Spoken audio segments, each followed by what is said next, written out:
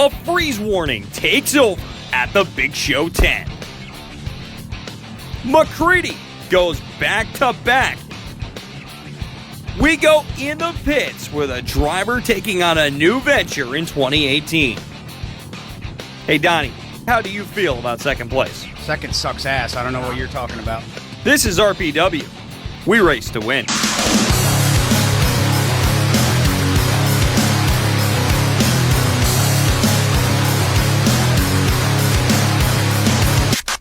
Hello and welcome to this week's edition of Race Pro Weekly. I'm your host, Mike Warren. Last week it was Brett Hearn's Big Show 10, and while we gave you the results, we still haven't given you the highlights. Let's take a look at them now in our opening highlight brought to you by Lando Maintenance. Kenny Wallace finally making the trip to the Albany-Saratoga Speedway as he'd be behind the wheel of the number 36 machine, but it would be Super Matt Shepard who drew the pole for the 100-lap Brett Hearn's Big Show 10 at the Albany-Saratoga Speedway, and he would take the early advantage. Stuart Friesen trying to work his way on the inside of Max McLaughlin for position down through turn number 3 and 4, but the car on the move early, the 3D of Matty D, Matt DiLorenzo, and believe me when I tell you, he's one of the only drivers I've seen drive around the outside of Matt Shepard to take the race lead away in the early portion of the event. Unfortunately, it would be short-lived as Matt Shepard would get the momentum on the inside lane and get the lead back just before lap number 20. As the field would work its way up, Stuart Friesen trying to make moves. He'd go to the inside of DiLorenzo for position, and then he would battle for second with Tim Fuller up off at turn number 2, and he'd take that spot away down the backstretch, putting Mr. Friesen in position. Matt Shepard going to go by Willie Decker. Keep that in mind, as the caution will come out on the back straightaway for the 93 of Danny Barham with a right rear flat tire. This puts Stuart Friesen right on the outside of Matt Shepard, looking for that number 1 spot as they power up into turn number 1 and 2. Friesen using the extreme high up off at turn number 3 and 4 to try to find enough to get by Shepard, but the 9S just too strong as he rolls it to the inside and has the lead for the time being. This is about the point in the race when things got a little interesting, but first off, Matty D backsliding a little bit as something goes away on that number 3D machine, and this is what I'm talking about. Willie Decker down 2 laps, gets into the back of Matt Shepard, sending him around. The caution would come out, which would put him back a little bit with just 5 laps to go. Stuart Friesen would take the race lead, and he would try to hold off Max McLaughlin, and he would, as he would have to battle with his teammate McLaughlin, that is, with Jimmy Phelps, all behind the number 44 machine as Stuart Friesen rolling it off at turn number 2 that time, and then bringing it down off at turn number 3 and 4 wins the Big Show 10. McLaughlin would finish a strong second, Phelps would finish in third, Tim Fuller fourth, and Billy Dunn would round out the top 5. Down to the hard clay we go with the Orange County Fair Speedway as Danny Cronk would take the early race lead up into turn number 1 and 2 as they would file away for their feature event. Rick Laubach on the move in the early going as he would work to the inside in that Sparta Trucking car number 8 machine. Jerry Higbee trying to make a move past Richie Urich up on the inside of turn number 2 as well. Tommy Meyer and Brian Crummell in there as the field works its way up as Laubach going to try to crack the top 3 in the early going, getting by Matt Hitchcock for position. Meanwhile, the car on the move was the 16 of Danny Creighton. He'd drive around Danny Cronk for the number 1 spot down the front straightaway as they worked their way up off at turn number 2 as Anthony Perego would be on the move. He would sleep on the 21 of Bob McCann coming down the front straightaway to crack the top 5 here at about the midway point of the feature event. Caution will come out for the Crash Palace car number 14 of C.G. Maury. And that sets up a restart. Here's Perego making a move on the outside. Going to take it 3 wide up through turn number 1 and 2. Looking for that number 2 spot to get by Laubach. And he'd clear him down into turn number 3 and would set his sights on Danny Creighton for the number 1 position. Bob McGannon going to sneak by as well to get into 4th. As the field works its way down the backstretch, Brian Crummell trying to pick up a couple positions as the caution comes out.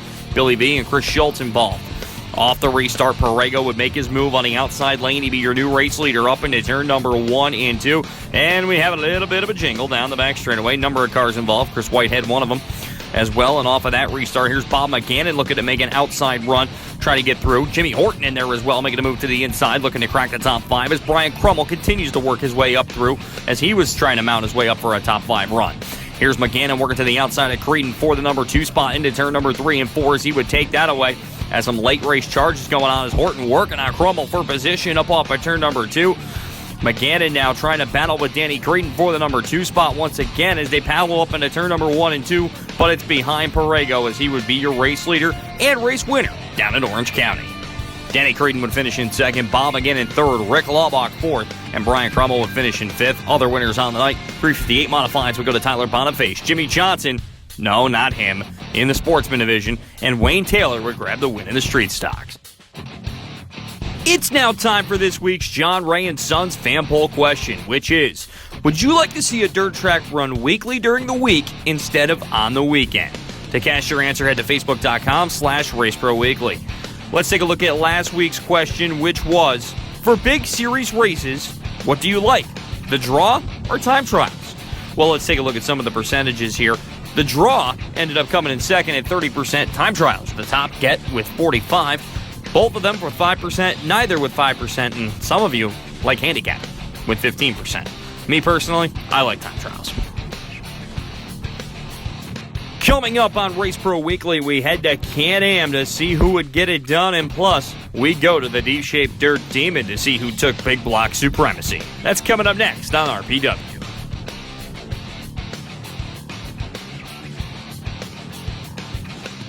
Hi, I'm Eric Pope, General Manager of John Ray & Sons. We're proud to be offering Bryant heating and air conditioning systems. Just like us, Bryant has been delivering home comfort solutions for more than a century. Call today for a free consultation and save up to $875 with Bryant bonus rebates. I'm Michael Laporte, Service Manager. From sales to service, our goal is to keep you comfortable, whatever it takes. Ductless AC is a perfect solution for homes without ductwork, new additions, or anywhere you need cool relief. Call or visit johnray.com today. You know, Mother Nature makes the best products, and Ghent Wood Products in Columbia County has figured out the secret. We use locally harvested trees, milled and kiln-dried right on site in Ghent. We stock rough-cut lumber, green or kiln-dried. If you prefer finished products, we offer that too, including shiplap, flooring, paneling, exterior siding, and tabletops. Come check out the reclaimed mushroom wood and barnwood siding. We combine the mill experience with a retail store, so you can go straight to the mill and handpick the wood you want.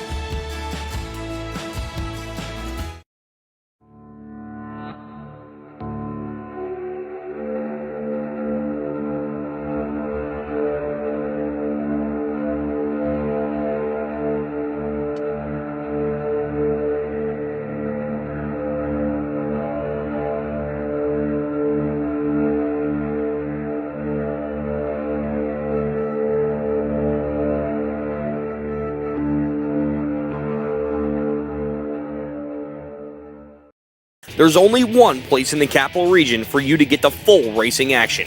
Stop down at the Bobco video booth at the track or call 518-399-0937. Bobco Racing Video, the next best thing to being there.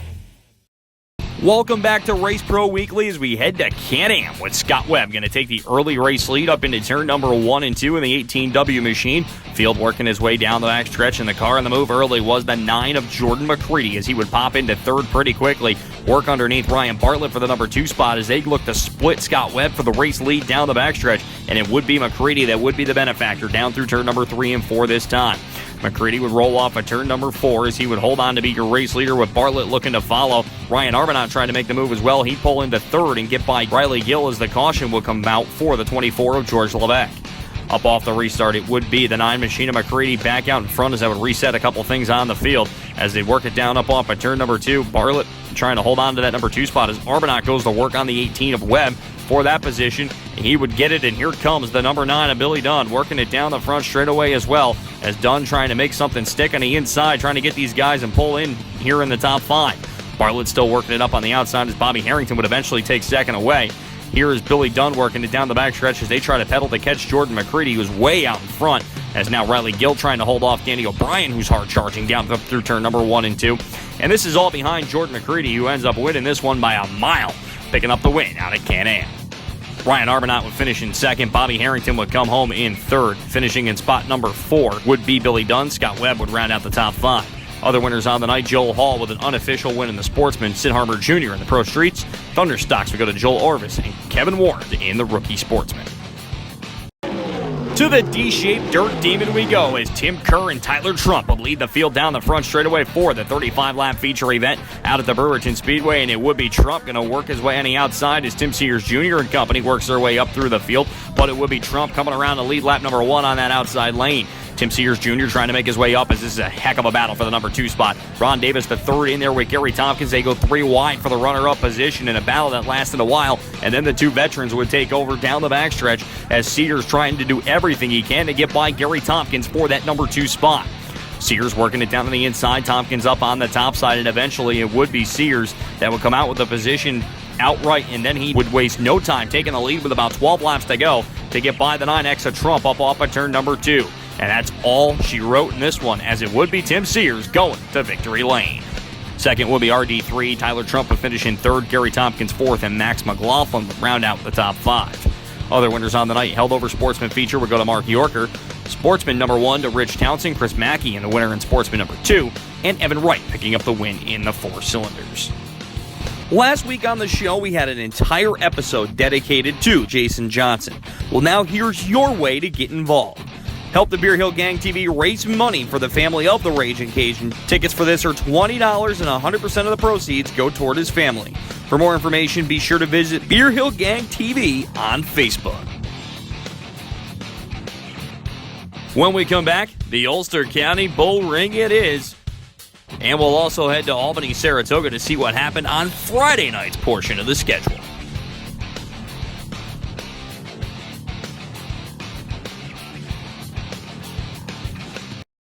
Spring is finally here and the temperatures are rising and the deals are hotter than ever. Hi, I'm Charlie Morris of Morris Ford in Burnt Hills. You have to come in for the hottest cars, trucks, and SUVs on the market today here at Morris Ford, all with leading technology and advanced safety. With thousands off and low payments, there's never been a better time to buy a new Ford. So come in to Morris Ford and let us show you why we've been selling cars in the Capital District for over 46 years. Our military Morris will always be number 1. Reputable, reliable, results. That's what you get when you call Rick and the professionals at RCT Roofing. Quality service at fair prices. RCT gets the job done, just like Nick Stone and the RCT Pro Stock. RCT Roofing, we've got you covered. Welcome back to Race Pro Weekly as we head down to the Accord Speedway for some big modified action. A little bit of trouble here as Ken Ferrier gets caught a little bit too high and he takes a ride up in turn number 3 and 4, and that's not good as he kind of got hit a little bit later. Off the restart, it would be Tyler Boniface taking the number 1 spot away up off at turn number 2 as Allison Rickey right there as well. Andy Bacchetti gets a little sideways up off at turn number 4. He'd keep the car straight though and roll it back down the front straightaway. Cars trying to work their way up as Jerry Higbee would make a move down the backstretch, looking to get through for position, as Mike Rickey working it up there as well, along with Richard Smith in the 16 machine as they'd fight inside the top 5 with Bacchetti lurking right behind it. It wouldn't be long before Ricchetти would get out into the top 3s. A little bit of hip checking going down there in turn number 3 and 4 that time as the field continues to work its way through, but Bacchetti on the move. Moves into the number 2 spot to get by Allison Rickey and would set his sights on Boniface here in the closing stages with Jerry Higbee moving by Rickey for spot number 3 down the backstretch. Here's the 4 machine of Bacchetti working it up on the top side as a Garrity Asphalt reclaiming entry. Going to power it down up off at turn number 2. He would be your new race leader as now Boniface would have to deal with Jerry Higbee into turn number 1 and 2 once again. They work it off the corner as here's the 97 of Higbee sliding down in front of Boniface for that runner-up position as time looking to run out. As now Parego going to get involved as well in number 44 machine, but Bacchetti on the final lap way out in front as he was going to cruise to send the Wild Child to victory lane for the first time at Accord. Second is Jerry Higbee. Parego would finish in third, Mike Rickey fourth, and rounding out your top 5 would be Tyler Boniface. Other winners on the night, Matt Schultz would grab the win in the Sportsman. Wingless Sprints going to Mick D'Agostino. Charles Lodice would grab the win in the Rookie Sportsman. Richard Smith in the 4 cylinders. Emerson Cargan would pick up the win in the Pure Stocks. Gotta love the fireworks in our Independence Day celebration at the Albany Saratoga Speedway. We move to the modified fireworks, and it would be Rich Ronca leading down into turn number 1 and 2 for the first time in that Cash for Gold Jewels car number 4 machine as he'd roll back. Elmo Reckner already up into the number 2 spot, looking to make a move on the outside lane. Brian Gleason trying to dip his nose to the inside as well, but it would be Reckner taking the lead away up off at turn number 2 as he would power his way down into turn number 3 and 4. Brian Gleason would work his way up onto the top side and look to drive right around the number 17 machine for the race lead, and he does that as the BBL Company's car number 3G still looking for that elusive win number 1. Ronnie Johnson and Jesse Mueller, your top two from a week ago, working it up on the outside lane as Johnson trying to make his way up through the field. Meanwhile, Gleason still dealing with Elmo Reckner for that number 1 spot up off of turn number 2 as they would continue to fight for positioning.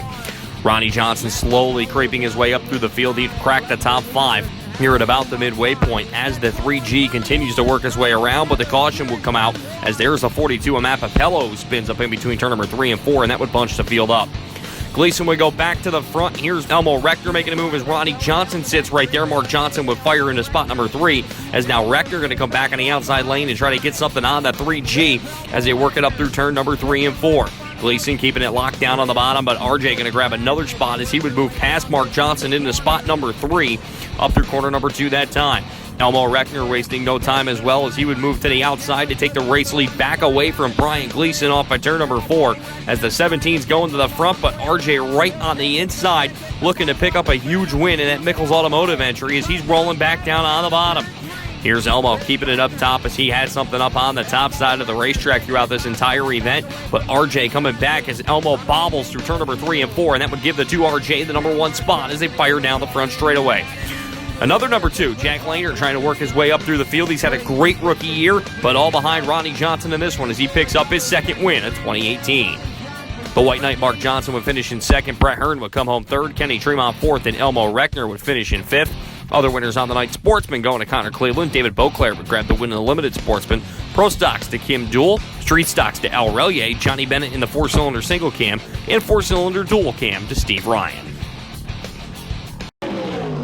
50 laps at the Glen Ridge Motorsports Park for the Sportsman Division, as it would be the 7 of Dave Constantino taking the early lead in this event. Jim Introne trying to work his way to the inside as he tried to work his way up for position. Tim Hartman Jr. on the move as well, but then we talked about Introne. There's a car going around. That would set up a green flag run. Then we got a couple cars together. Introne involved again with Curtis Hohenscheld up in turn number 1 and 2. So we're going to try to go green once again. Constantino leads the field down the front straightaway. Seems like we'd be in the clear, right? Well, not so fast, my friend. Another caution to come out on the speedway. We're going to try this one more time. As soon as we got green, great battle for the number 2 spot is Joe Orlando trying to duck underneath the 22 of Tim Hartman Jr. for that number 2 spot. But Hartman holding strong as he tried to go to work on Dave Constantino. Constantino continued to lead this race, pulling away from Hartman for the time being. Up off by turn number 2 as they rolled down the backstretch, but it wouldn't be long before Hartman would look to catch him and make a move on the inside lane up into turn number 1 and 2. He'd be your race leader as he'd clear him off of the corner as a Perillo Services entry would be going to victory lane once again out at Glen Ridge. Hartman picks up the win. Big Bill August coming home second. Dave Constantino third. Chris Curtis and Jim Introne battling back to finish fifth. Other winners on the night, Limited Sportsman going to Derek McGrew Jr., Cousin Luke with another win in the Pro Stocks, Cliff Hazen in the Street Stocks, and CJ Scheffler in the 4-cylinder single cam. 4-cylinder dual cam, I'm going to go to Josh Samroff. Unofficial win in the senior slingshots for Mike Hill, and Brock Pinkeris picking up the win in the junior slingshots. When we come back for the last time here on RPW, we head to the Fulton Speedway for some small block power, and then we'll go in the pits with a driver taking on a new venture.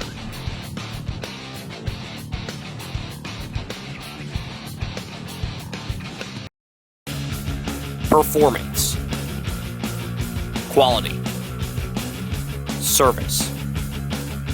That's DMC Racing Products. Hundreds of name brand parts, competitive prices. That's DMC. DMC Racing Products. Race to win.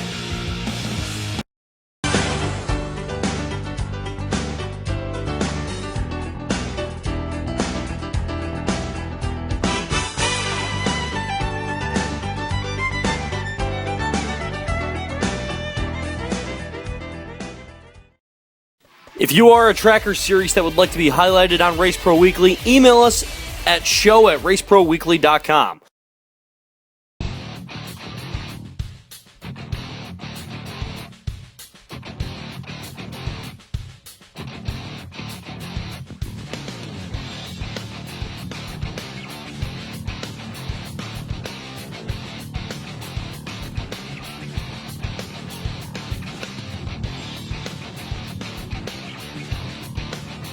Welcome back to Fulton we go, and Jason Aquino once, twice, 3 times a late model, and that ain't good, that's for sure.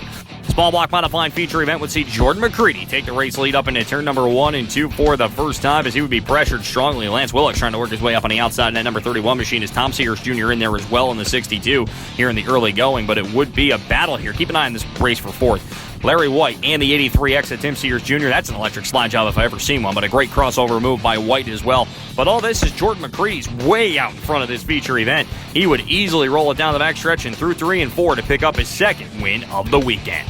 Second would be Larry White. Jeff McGinnis would finish in 3rd. RD3 would come home with a strong 4th, and Tim Sears Jr. would round out the top 5. Other winners on the night, Brandon Ford would grab the win in Sportsman number 1, Sportsman number 2 to Alan Fink, Brett Belvin in the late models, and Novice Sportsman to Matt Becker. Sportsman times 2 at the Big Show 10 as the first feature event would see Josh Sun take the early race lead to the green as they work him down up into turn number 1 and 2 for the first time, and it wouldn't be long before he opens the door for the 33J of Chris Johnson to take the race lead down into turn number 3 and 4 as he brings it down off the corner. Jack Spishak looking to make a move in the early going up on the top side as he gets around Derek McGrew and Scott Bennett for position. David Schilling working his way, trying to crack the top 5 as well as Scott Dool tries to make a move on Miller for position. And that's when things got a little crazy. Nick Lucier with trouble. Colin Dubois back there as well as a number of cars involved, and Lucier having to do a little thrashing to get back out this past Friday night. Off the restart, Johnson would take control once again as Scott Dool would move into the number 2 spot. Andrew Buff up there as well, but they weren't catching Chris Johnson as he picks up the victory. Feature event number 2 in the field, scattering in the early going, is Connor Cleveland making a couple moves to the inside in the early portion of the event as Adam McAuliffe would take the early race lead in this feature event. Then Justin Buff would go around up in turn number 2. Somehow, cars would avoid him as then it'd be Joey Scarborough on the outside lane going around. He'd loop it, and Jeremy Pitts narrowly missing him. Keep that in mind, my friends. Up off the restart, Daryl Nutting going to throw an electric slide job on Rob Tucker for position to crack the top 5 here in the late stages of this event as Connor Cleveland trying to work up. And here's Jeremy Pitts on the inside looking to get by Tim Hartman Jr. for position. He'd move into the number 2 spot. Up off at turn number 2 with Cleveland looking to follow as they work their way down the backstretch. Fast forward to the final lap now. Here's Adam McAuliffe working the outside lane as Cody Oakes comes up in front of your leaders. Pitt's going to look to pull even with him up off of turn number 2, and here he is off the final corner, just going to pull a slider on him on exit, and he would pick up the last lap pass to go to victory lane. Adam McAuliffe would have to settle for second. Connor Cleveland would finish in 3rd, Tim Hartman Jr. 4th, and Dave Constantino would round out the top 5. Back to Sportsman main number 1, it would be Chris Johnson picking up the win. Scott Dool would finish in 2nd, Robert Bublak 3rd, Jason Miller 4th, and David Schilling would finish in 5th. Back about 20 years ago, Jason Goff was a perennial runner down at the Lebanon Valley Speedway in a big block modified. Now he's taking on a new venture, a DMA USAC midget. Our own Fast Eddie caught up with him in the pits to see how this midget venture is going.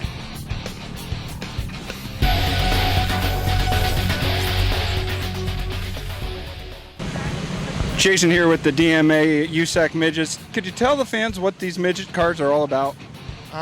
It's a budget class. It's a Speed 2 USAC division. It's, in a way, it's USAC's sportsman class. Okay. You're no stranger to racing locally. You raced at Lebanon Valley. You raced in a modified. You were telling me earlier you gave that up in 2002. What made you decide to walk away from the sport? The family, I had 5 kids, and you can't really do both well. So I gave it up to, go to concerts and soccer practices and baseball practices. And now they're growing up a little bit, and it's a short window to come back and play around a little bit. Now you come back this year, you get behind the wheel of one of these midgets, and fairly successful your first night out. Yeah, it's kind of surreal. First time in the car. Up to Bear Ridge, I won in the car. So I wasn't quite expecting it, like that. I'm very comfortable in it. I really like driving a midget. It's a little different than a modified, for sure. How different is it from driving a big block modified? Half the weight. The horsepower to weight ratio is similar. The car is not as heavy, obviously. And they're just a ball to drive. Absolute ball. Now you're racing up at Bear Ridge. What are some of the other tracks that you'll be racing at this season?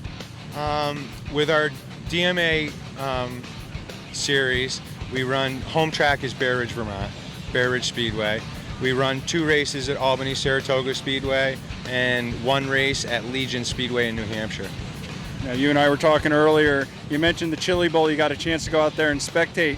Any chance to get out there in the midget and compete?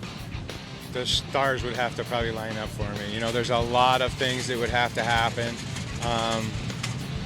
You know, a bigger motor package and stuff like that to go down there. I'm going to try. I'm going to do everything I can to do. What was it like to come back and get behind the wheel of a race car again? Surprisingly, I adapted pretty quick to it. I had a few old modified habits from just being in the cockpit, where this car is different.